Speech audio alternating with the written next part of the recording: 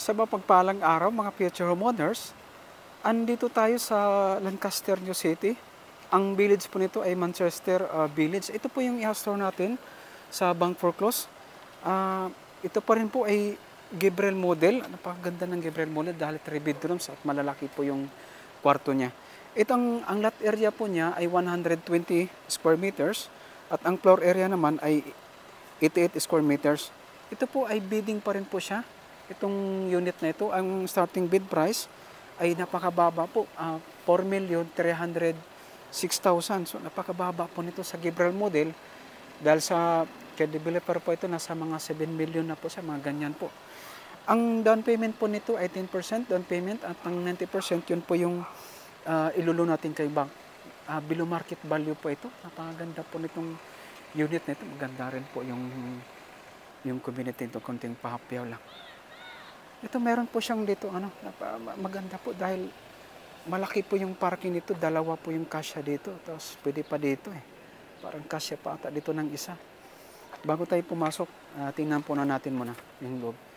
Sa bank foreclose ay assets for is po, hindi natin maiwasan po. Kaya kung ano po yung nakita nila, yun po yung ito turnover sa inyo. Ito kagano po nangingitim. Yan ang pipinturahan po siya.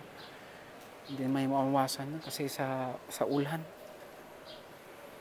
Dito, kasi po dito ng dalawa. Kontaron doon siya. Hanggang po dito sa likod, meron pa siyang 2 meters din po dito. At meron pang linear park. Maganda po ito kasi meron siyang park dito sa likod. Tapos meron pong doon sa likod na siya.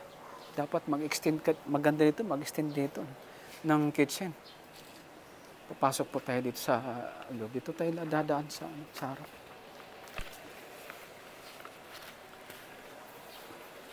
Tao. Ay, sarado pala. Dito tayo sa likod. Papasok. Sarado pala doon. Ito na lang tayo sa likod papasok. Ay. Sarado pala doon sa tayo lang sara. Okay lang ba? Malinis man yung Okay lang. Sige, sara. Dito meron pong bank caretaker. Sila po yung nag-alaga ng unit para malagaan. Si possessor po yung nag-ano dito. Dito sa baba, meron siyang kwarto dito. Dito sa siya. Yan. Malaki yung kailangan pipinturahan po yun dahil sa ulan po yun. Kaya yung sa likod kailangan na ma-waterproofing siya. Ito malaki po ito dito. Nakatiles na ng 60 by 60. Wala siyang gapak. Dito, meron siyang toilet dito sa baba. Ang daming. Kaya pasukin natin. Ito po yung toilet niya. Yan. Ay, wala. Pumasok. Ba't ka pumasok, Mi? Maganda po yung unit na to. Pag mapinturahan po ng puti ito, babalik po sa ganda siya. Dito nakatiles din po yung hagdan niya. Wala siyang sira. Maayos pa Ito lang, medyo marumi lang yan dito. Kailangan lang ng pipinturahan po siya.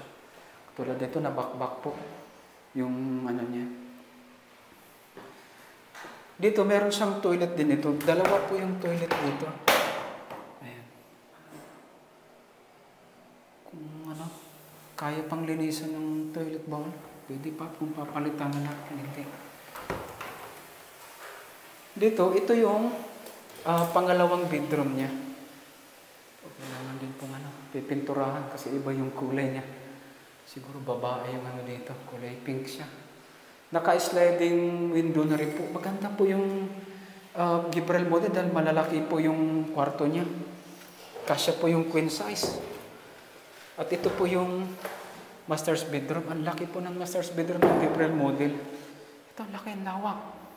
Kaysa dito ng king size. At meron ditong yung toilet. Toilet kasi, double purpose po siya. May pinto rin doon.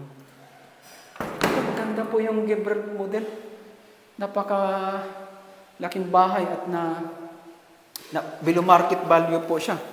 Dahil 4,306,000 lamang po ang nito, starting bid price. Sa mga magtatanong, ilalagay po namin sa screen yung number para meron kayong mapagtanungan sa competition at location kung kailan kayo magpa-viewing dahil mabilisan po ito dahil pag sinabi natin Bangkok Close, mabilisan po siya. Paunahan po. Maraming salamat at sa mga gusto pong updated sa aming mga post, pakipalo lamang po kami para updated kayo sa mga susunod naming mga videos. Maraming salamat at God bless po sa lahat.